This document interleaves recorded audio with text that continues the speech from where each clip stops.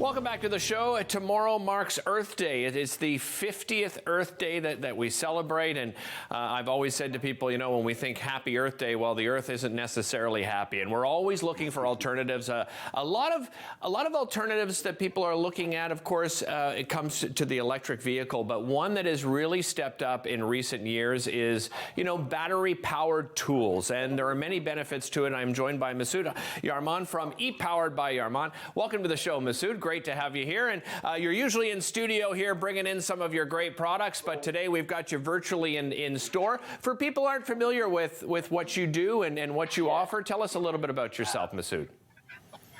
Thanks, Derek. This works. I could show you guys a lot more here, things I couldn't bring to the studio before. But we've been around for 21 years in this industry, selling traditional equipment. As you could see behind me, there's some of that in the screen. But more and more, as industry is evolving, we are too, and helping folks electrify. So battery equipment is good for the environment and good for usage as well. They're easier to use, easier to maintain. Masood, what sort of, I mean, I think you touched on it there, but just tell me about the growth. Like, let's say in the past decade, the type of growth and even just, you know, I think the benefits are fairly obvious, but speak on that as well, you know, the growth and the benefits of moving into electric powered. For sure. So in the last decade, a lot has changed. In fact, in the last 3 years, the change has been accelerated, where the technology has evolved, allowing powerful tools to be available, and also the need for it is greater also because of the environment. So if you see behind me, I've got a wall of robot mowers. 10 years ago, that might have been one little demo in the showroom just to see what this cool product is.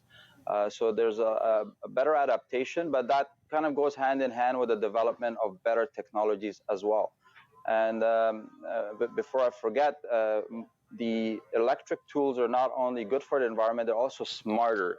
And we could get into that a little bit more, where it has more benefits other than just being eco-friendly, which is kind of nice. Yeah, expand upon that. When you say smarter, what do you mean by that? So a lot of these units are connected. They're also more autonomous. I mean, we have all heard about cars being autonomous vehicles that are also battery.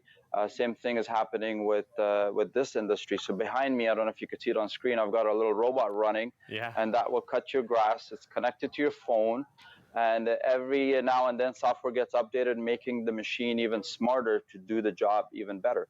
Something that was not possible with the more traditional options that you still see behind me. And there's still a place for them, but as technology evolves, there's room for electric, smarter tools for sure. Let's talk about some of the other tools that are available. I mean, you showed, you know, obviously the robotic mower is some of that pretty cool new smarter technology. But what else have we seen sort of change from that, you know, traditional gas-powered moving into battery-powered? So the biggest change we're seeing in the homeowner as well as our professional clients is the handheld tools. So if you see behind me, there's a rack with like trimmers, leaf blowers, even concrete cutters. Wow. They have ditched the gas can for, you know, a battery pack, which essentially does the same job in terms of its performance. And the city of Ottawa, as well as the NCC, who looks after a lot of grounds in our municipality, they have actually have a mandate that by next year, this time, they will all be electric battery for all those smaller tools, which makes a lot of sense because those are most developed. The power and the performance is there, and so are the variety of options. So you'll see a lot less noisy, gas-consuming, fossil fuel-related products and more battery equipment out there. Yeah, and battery life, sort of reliability, maintenance, those are three other things that people consider when they're buying a tool and some of the products that you mentioned. What about those things? For sure. So let's talk about a homeowner that has a typical lawn, either a larger lawn in you know, suburbs or more in the city area.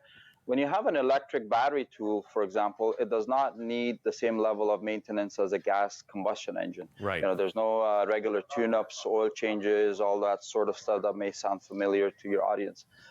Because the only thing you maintain is really the battery pack, and then the tool itself, as long as you keep it clean and you just keep using it. So We've all switched to power drills, for example. We Right. don't use even plug-in drills anymore.